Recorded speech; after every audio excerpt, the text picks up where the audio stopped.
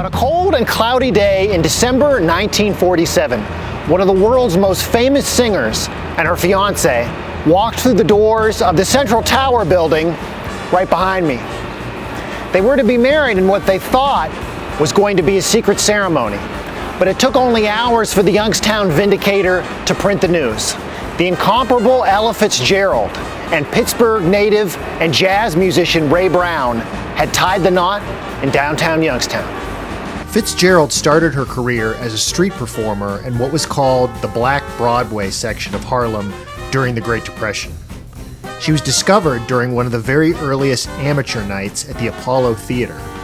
Interestingly enough, she made her professional debut with Tiny Bradshaw, a Youngstown native, and his band at the Harlem Opera House.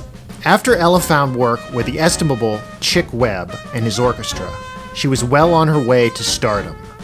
After Webb's untimely death in 1939, Fitzgerald led the band herself until she launched her solo career in 1942. Fitzgerald first appeared in Youngstown at the New Elms Ballroom during the swing years when she herself was dubbed the First Lady of Swing. In the fall of 1947, she served as the opening act for a new venue called the Club Merry-Go-Round on Salt Springs Road.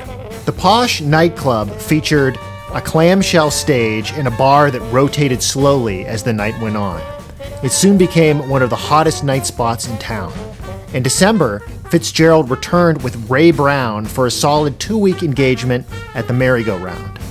Youngstown Vindicator entertainment critic Fred Childress and a friend from Holland attended the show.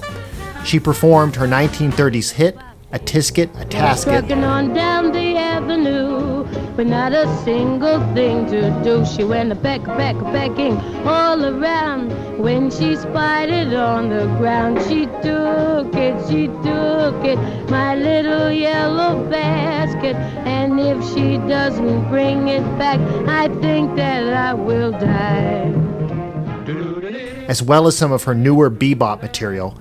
Like many performers, including Tony Bennett and the Ink Spots, Fitzgerald appeared after hours at black clubs like the Cotton Club, located in the working-class Monkey's Nest neighborhood near the Mahoning River.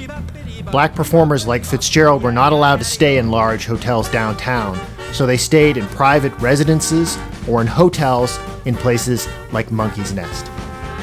I'm here on the lower north side of Youngstown.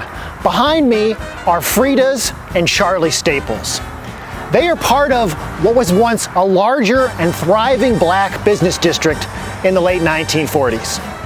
Ella Fitzgerald declared her address on her marriage certificate as 608 North Avenue, just a few blocks from where I'm standing now.